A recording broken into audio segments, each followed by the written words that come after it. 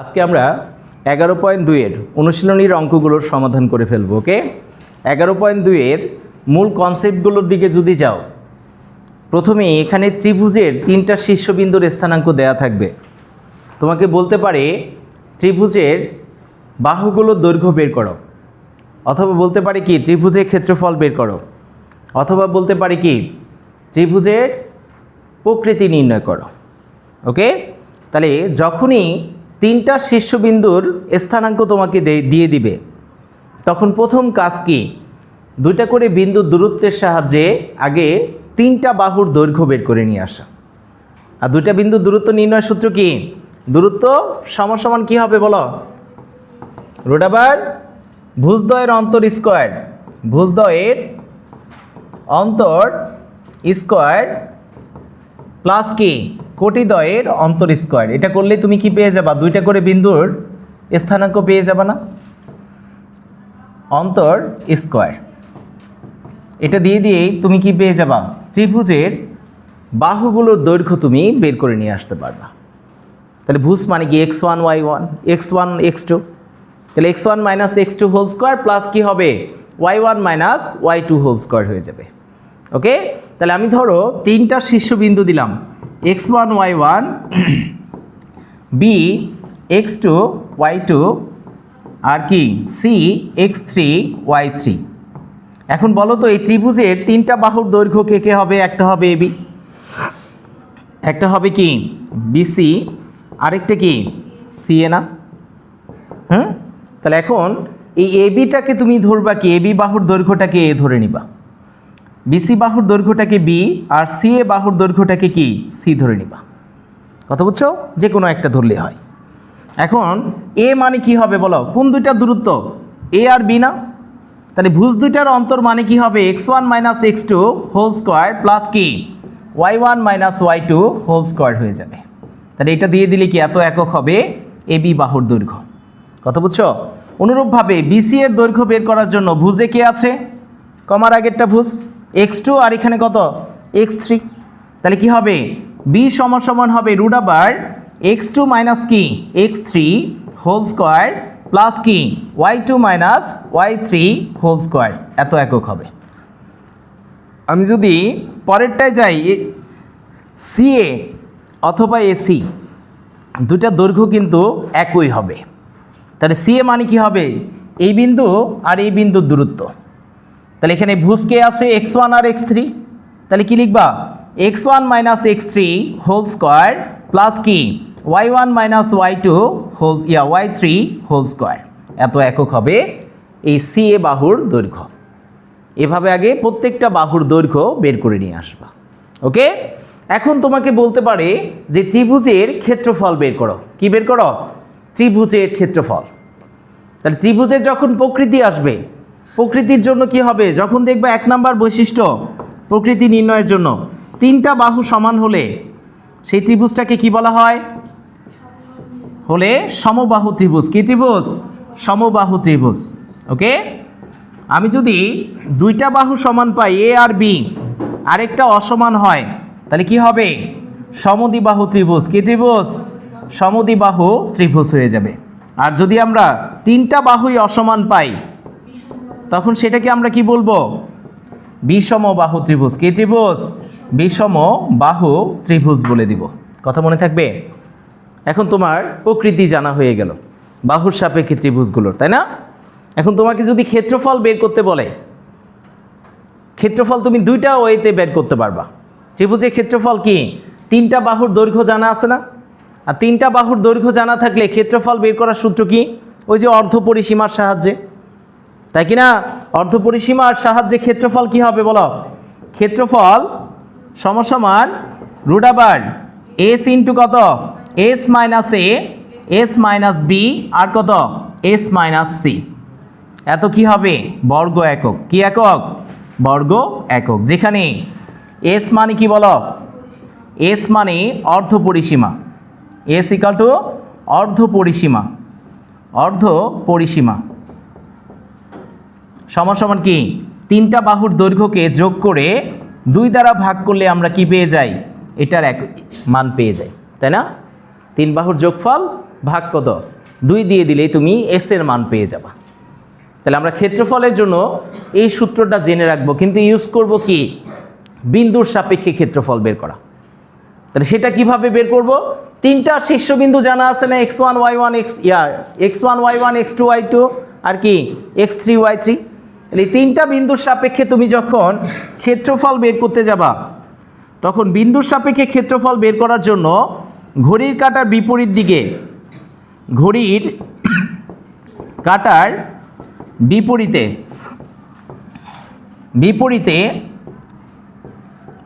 বিন্দুগুলো দ্বারা গঠিত ত্রিভুজের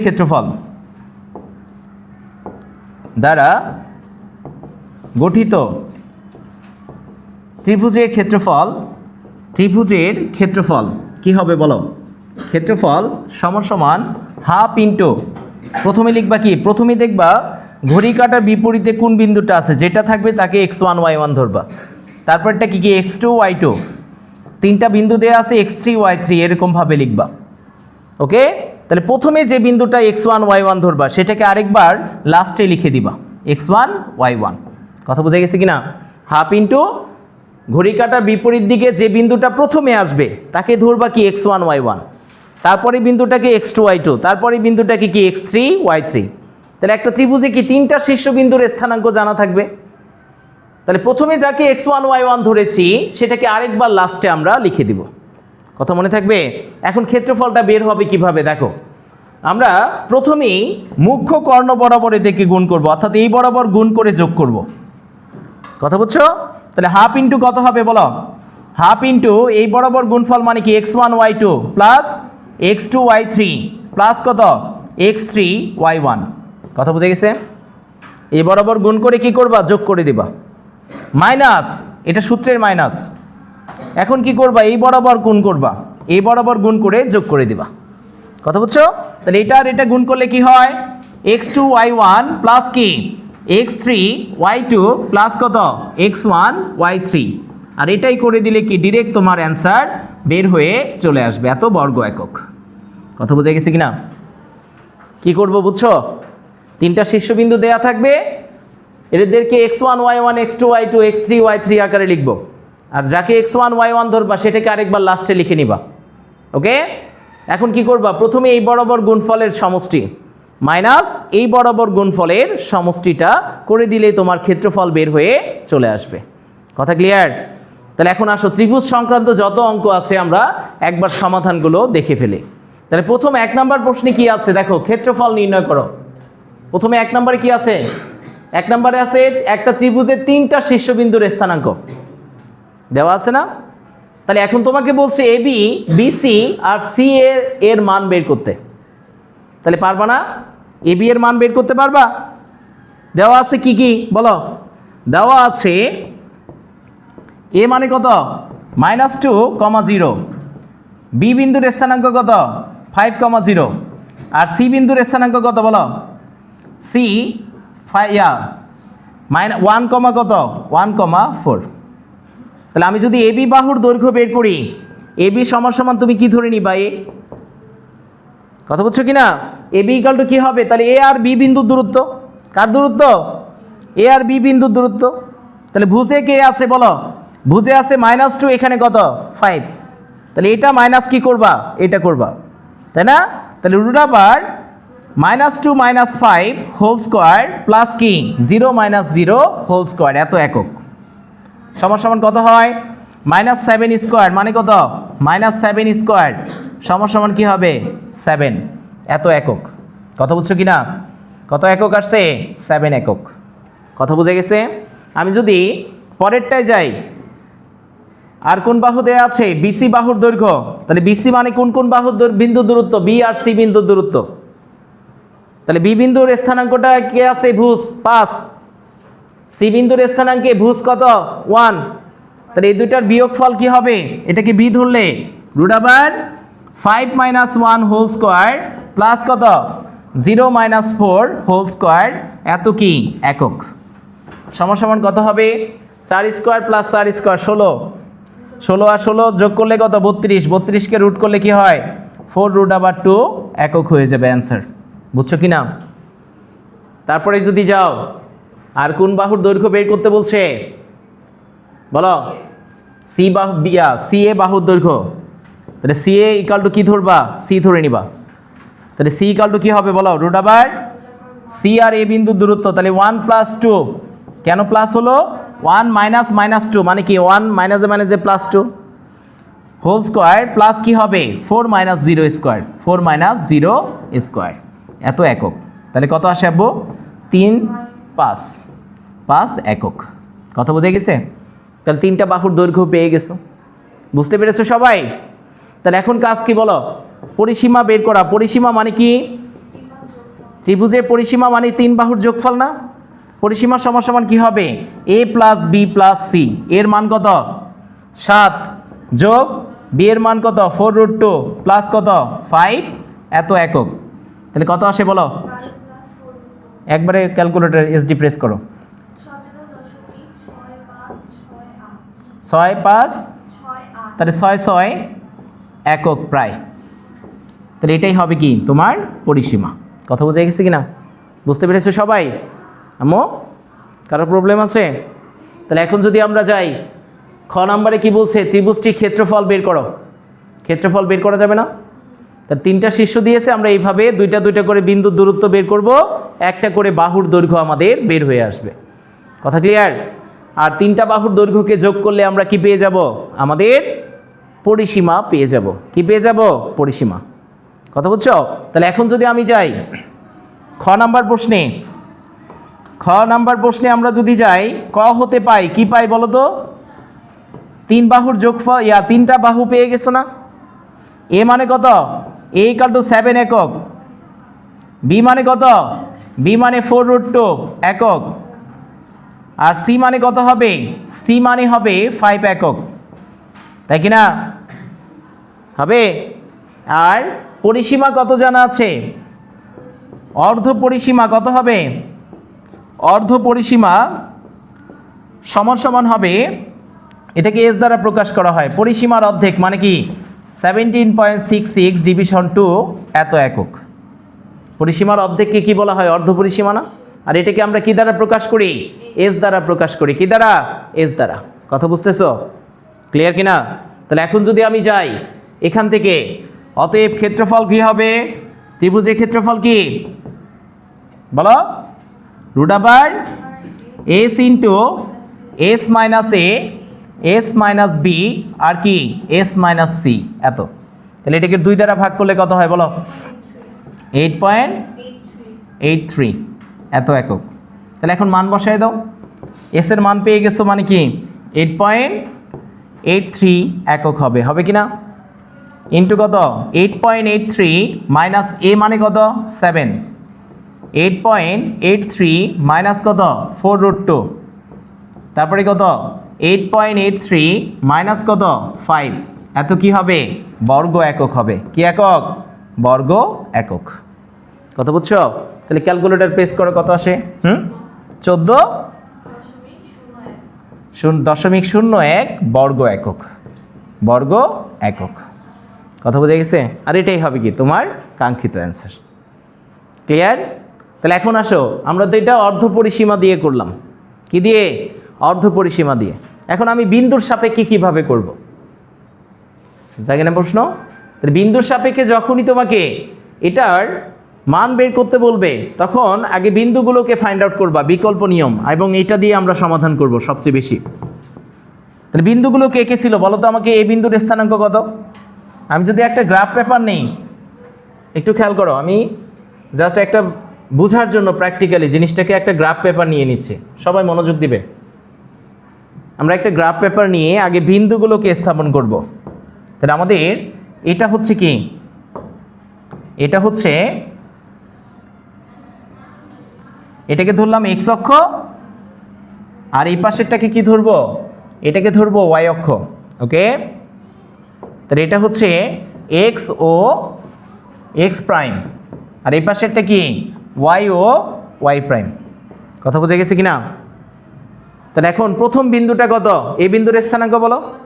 -2, তাহলে -2 মানে কি এক্স অক্ষের বাম দিকে 2 ঘর দূরে, এটা হচ্ছে এ বিন্দুর স্থানাঙ্ক -2, কত 0, তাই না? আর পরের বিন্দুটা কত, বি বিন্দুর স্থানাঙ্ক 5,0, তার মানে কি ডান দিকে 5 ঘর দূরে 1 2 3 4 5, এই বিন্দুটা হবে কি বি 5, কত 0। ওকে, তারপরে বিন্দুটা আছে কত 1,4, তাহলে ডান দিকে 1 ঘর, উপরের দিকে কি 4 ঘর 1 2 3 4, এই বিন্দুটা হচ্ছে কি সি 1,4। আমরা যে প্রথমেই বলেছিলাম ঘড়ির কাঁটার বিপরীতে আবর্তিত প্রথম বিন্দুটাকে আমরা কি ধরবো, x1 y1 না, কি ধরবো x1 y1। তাহলে অলওয়েজ বিন্দুগুলোকে গ্রাফ পেপারে স্থাপন করে প্রথমেই তুমি কি করবা, এক্স অক্ষের উপরে কলমের এক প্রান্ত মূল বিন্দুতে রাখবা, অপর প্রান্ত এক্স অক্ষের উপরে রাখবা। প্রথমে যে বিন্দুটা আসবে তার নাম দিবা কি x1 y1। ঘড়ি কাঁটা বিপরীত দিকে এখন ঘোরাও, দ্বিতীয়তে কে আসছে সি বিন্দু না, তাহলে সি বিন্দুর স্থানাঙ্কটাকে কি ধরবা x2 y2, আর এ বিন্দুর স্থানাঙ্কটা সবার শেষে আসছে, তাহলে এ বিন্দুর স্থানাঙ্কটাকে কি ধরবা x3 y3। কথা বোঝা গেছে কিনা? অলওয়েজ আমরা কি নিব, এক্স অক্ষের উপরে কলমটাকে রেখে ঘড়ি কাঁটার বিপরীত দিকে ঘোরাবো। প্রথমে যে বিন্দুটা আসবে তার নাম কি x1 y1, পরে যে বিন্দুটা আসবে তার নাম কি x2 y2, তারপরে যে বিন্দুটা আসবে তার নাম কি x3 y3। কথা বুঝছো? তাহলে এখন প্রথমে বি বিন্দুটা পেয়ে গেছি x1 y1, সি বিন্দুটাকে পেয়েছি কি x2 y2, আর এটার নাম কি x3 y3। কেন আমরা এইভাবে ধরবো? কারণ ক্ষেত্রফল, তারপরে কি দৈর্ঘ্য প্রস্থ উচ্চতা, এটা কি কখনো ঋণাত্মক হতে পারে? কখনোই ঋণাত্মক হতে পারে না। তুমি যদি x1 y1 ঠিক মতো না ধরতে পারো তাহলে ঋণাত্মক ভ্যালু চলে আসতে পারে। আর ঋণাত্মক না আনার জন্যই আমরা কি ধরেছি, এটাকে ধরে নিয়েছি। ওকে, তাহলে আমরা যদি পরের লাইনে যাই কি হবে বলো, বিকল্প নিয়মে।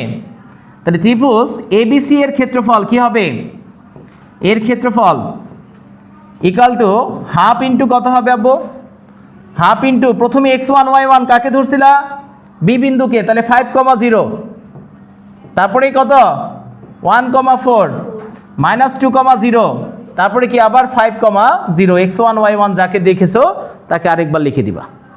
কথা বোঝা গেছে? তাহলে এত কি হবে, এত বর্গ একক। কি একক? বর্গ একক। আমি যদি পরের লাইনে যাই, হাফ ইন্টু কি হবে, প্রথমে কোণ বরাবর গুণফল, মুখ্য কর্ণ বরাবর এই দুইটা গুণ, তাহলে এই বরাবর গুণ করলে কি হবে 4 5 20 যোগ 0 প্লাস 0 মাইনাস, এখন কোণ বরাবর গুণফল, এই বরাবর গুণফল, তাই না? ক্রস আকারে বিপরীত পাশে গুণ করবা। তাহলে এদিকে গুণ করলে কি হয় 1 ইন্টু 0 মানে কি 0 -8, তারপরে কি হবে 5 ইন্টু 0 মানে কত 0, এত বর্গ একক। কথা বুঝে গেছে?